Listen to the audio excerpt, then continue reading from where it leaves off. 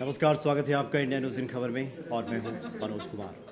1 फरवरी को केंद्रीय बजट पेश किया जाना है, यानी बजट 2020। बजट से ढेरों उम्मीदें होती हैं लोगों की। टैक्स स्लैब में क्या बदलाव होगा और ख़ास करके काफ़ी अहम बजट माना जा रहा है, क्योंकि नई सरकार के गठन के बाद ये पहला आम बजट पेश किया जाएगा। हम इस पर बात करेंगे, क्या तब्दीलियाँ आ सकती हैं, क्या सस्ता होगा, क्या महंगा होगा। काफ़ी बारीक नज़र गुरप्रीत ने रखा है, हम इनसे बात करेंगे। गुरप्रीत, बताइए कि इस बजट में क्या खास होने वाला है। मैं आपको इस वीडियो में कुछ ऐसा बताऊंगी जो काफ़ी इंटरेस्टिंग होगा और काफ़ी यूनिक होगा। पहला नंबर इसमें यह है कि निर्मला सीतारमण के लिए बहुत चैलेंजिंग होने वाला है बजट, क्योंकि इन्हें बजट 2020 के थ्रू जो है इकोनॉमी के 2 मेन इंजन होते हैं, कंजप्शन और इन्वेस्टमेंट। इनमें इकोनॉमी की ग्रोथ बढ़ाने के लिए इनमें जो है इसको रिस्टोर करना पड़ेगा, मतलब इसको दोबारा से चलाना पड़ेगा इन इंजन को। पहला नंबर। दूसरी चीज़, ये एक्सपेक्टेड है इन दोनों इंजन्स को चलाने के लिए अब डायरेक्टली तो लोगों के हाथ में इनकम नहीं दे दी जाएगी, तो इस चीज़ के थ्रू मतलब कि इनकम टैक्स स्लैब, मतलब कि जो इनकम टैक्स पे करते हैं उसमें रिलीफ मिल सकती है आम लोगों को जो इनकम टैक्स पे करते हैं। अब ये कैसे होगी?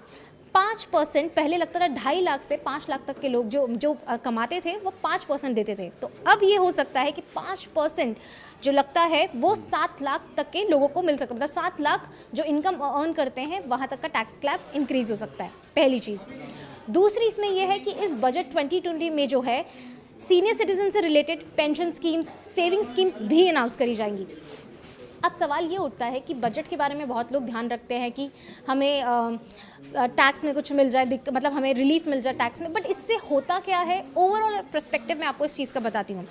पहला पर्सपेक्टिव ये होता है, ये एक्सपेक्ट किया जाता है, ये एज्यूम करा जाता है कि जब टैक्स कटता है तो लोगों के पास जो टैक्स बच जाता है, मतलब टैक्स का अगर मान लीजिए रिलीफ दे दिया तो जो परसेंट बचता है, ये एक्सपेक्ट करके चल रही है गवर्नमेंट कि वो पैसा लोग खर्च करेंगे तो टैक्स भरेंगे तो गवर्नमेंट की ट्रेजरी में पैसा आएगा एंड दोबारा से जो ग्रोथ है दोबारा से चल जाएगी।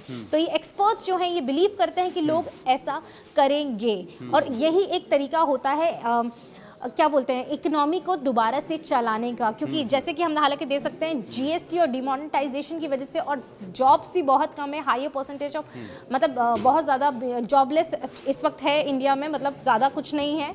जीडीपी का अगर देखें 4.5% है इस वक्त जीडीपी, और अगर देखा जाए रेट इकोनॉमी की ग्रोथ का वो भी काफ़ी कम है। तो अगर ऑल इन ऑल इस चीज़ को, इकोनॉमी को अगर चलाना है और इस बार बजट 2020 में, तो chances, more are the chances कि निर्मला सीतारमण जो है फाइनेंस मिनिस्टर, वो इस चीज़ में काफ़ी कुछ करेंगी और इस तरीके से इकोनॉमी में दोबारा से इसके इंजन जो हैं दोबारा से चल सकते हैं। बट एक्सपर्ट्स, इस चीज़ में ऐड करना चाहूँगी सर मैं, एक्सपर्ट्स ये भी कहते हैं क्या लोग जो है वो जो उनका टैक्स से पैसा बचा करेगा, क्या लोग आगे स्पेंड करेंगे या वो पैसा बचा लेंगे? तो इस चीज़ पे व्हाट यू थिंक सर, जो अभी मोदी गवर्नमेंट ये मेजर अगर बजट 2020 में लेकर आती है तो आपको लगता है कि ये चीज़ इफेक्टेबल होगी, मतलब इफेक्ट करेगी और इकोनॉमी की ग्रोथ होगी?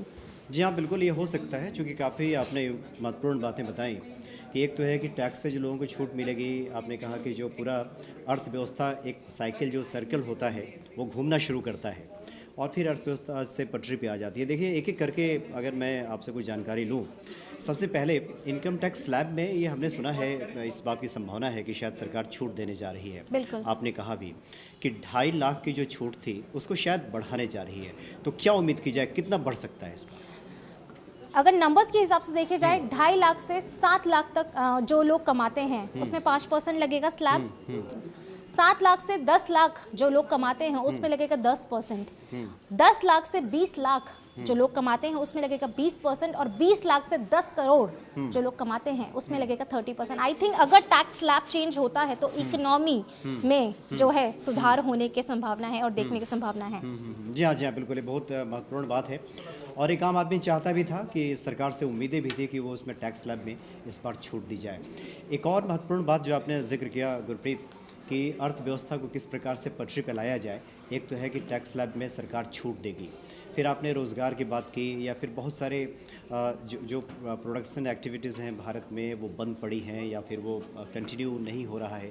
इसके बारे में सरकार कुछ कर सकती है क्या, कि जिससे कि अर्थव्यवस्था को पटरी पर लाने में और मदद मिल सके?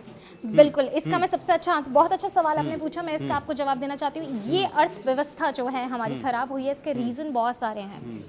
इसमें से एक रीज़न ये है NBFCs, non banking financial sector को धड़ेले से पैसा देना, और जो कि ज़्यादा NPA अब अगर वो सामने आते हैं तो लोग मतलब वो बाकी पैसा अभी लोगों से नहीं ले पा रहे हैं अपने। आई थिंक आप समझ रहे होंगे इस चीज़ को कि जो लोगों को पैसा दिया होता है लोन पे, अब वो पैसा वापस उनको नहीं कर पा रहे नॉन बैंकिंग सेक्टर्स को। तो सबसे बड़ी चीज़ एक वहाँ पे चोट लगी है इस इकोनॉमी को। सेकेंड जो चोट लगी है, जॉब्स नहीं है। और तीसरी सबसे बड़ी चीज़ जो यहाँ पर है कि लोगों के पास इस इकोनॉमी को चलाने के लिए इस इंजन को जो इन्वेस्टमेंट और कंजम्पशन होता है, खाएंगे तो खर्च करेंगे, खर्च करने के लिए पैसा चाहिए।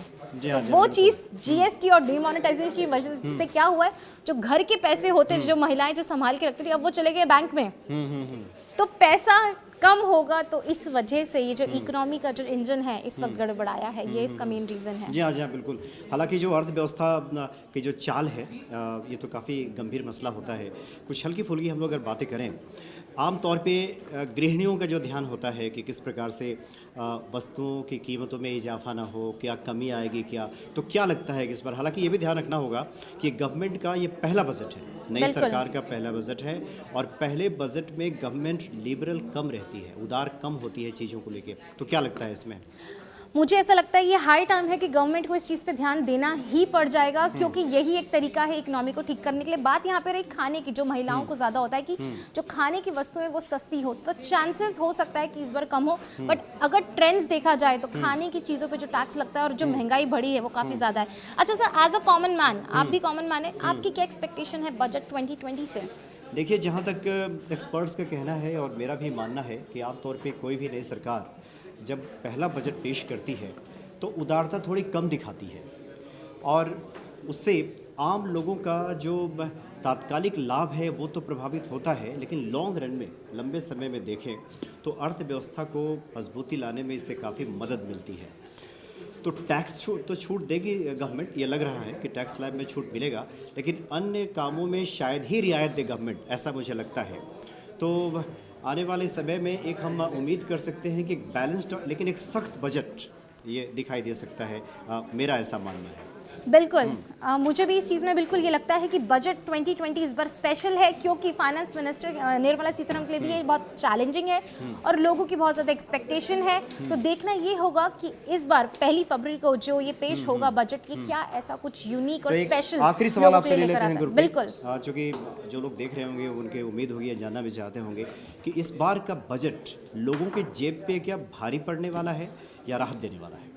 मुझे ऐसा लगता है थोड़ी सी राहत इनको ज़रूर मिलने वाली है, क्योंकि इनकम टैक्स में अगर आपको रिलीफ मिलता है तो डेफिनेटली आपको थोड़ी सी राहत मिलने वाली है। That's for sure. Income tax में चांसेस हैं कि आपको रिलीफ मिलेगा। जी, तो चलिए गुरप्रीत, एक काफ़ी इंटरेस्टिंग बात मैं बता दूं कि आप सभी जानते हैं कि पहले बजट शाम के 5 बजे पेश किया जाता था, लेकिन अटल बिहारी के गवर्नमेंट में जब सरकार बनी थी उस वक्त यशवंत सिन्हा ने जब बजट पेश किया था तो 11 बजे दिन में, यानी सुबह, उन्होंने बजट पेश किया। इसके पीछे का जो कारण है वो बड़ा ही दिलचस्प है। बिल्कुल, सुनना चाहूँगी मैं। जी, अंग्रेज़ों के ज़माने से ही, चूँकि अंग्रेज़ी हुकूमत जब यहाँ पे थी तो उस वक्त शाम के 5 बजे बजट पेश किया जाता था। उसका मुख्य कारण ये था टाइम जोन, क्योंकि जिस वक्त शाम के 5 बजे भारत का समय होता था, इंग्लैंड में उस समय दिन के 11 बज रहे होते थे, और वहाँ पे हाउस ऑफ कॉमन्स में और हाउस ऑफ लॉर्ड्स में वहाँ के जो सदस्य हैं इस बजट को सुना करते थे। इसलिए शाम के 5 बजे का समय निर्धारित किया गया था, लेकिन अटल बिहारी वाजपेयी की जब गवर्नमेंट आई तो इस समय को बदल दिया गया कि अब तो अंग्रेजी हुकूमत खत्म हो गई है, उस परंपरा को अब बदल दिया जाए और फिर सुबह 11 बजे इस बजट को चलिए आपने इंटरेस्टिंग बात बताई है, तो मैं एक चीज़ और आपको बता देती हूँ कि इस बार इस बजट में थोड़ा सा इंटरेस्टिंग एक फैक्ट है। 2015 और 2016 के बाद ये पहली बार है जब सैटरडे को बजट जो है पेश किया जा रहा है, और इसके पीछे एक रीज़न ये भी है कि गवर्नमेंट चाहती है जो एक्सपेंडिचर जो साइकिल है वो जल्द से जल्द कंप्लीट हो जाए 31 मार्च तक, तो इस वजह से 1 अप्रैल तक ये कंप्लीट हो जाए। दैट इज़ वाई ये चीज़ इस तरीके से करी जा रही है। चलिए, बहुत बहुत शुक्रिया आपका गुरप्रीत। और हम भी उम्मीद करते हैं कि आने वाला जो बजट है वो लोगों के लिए राहत भरा हो। लेकिन अब देखना होगा कि निर्मला सीतारमण वित्त मंत्री इस बजट को कितना संतुलित बना पाती हैं। फिलहाल इतना ही। बहुत बहुत शुक्रिया आपको गुरप्रीत, नमस्कार। इन खबर चैनल को सब्सक्राइब करें और बेल आइकन दबाना ना भूलें।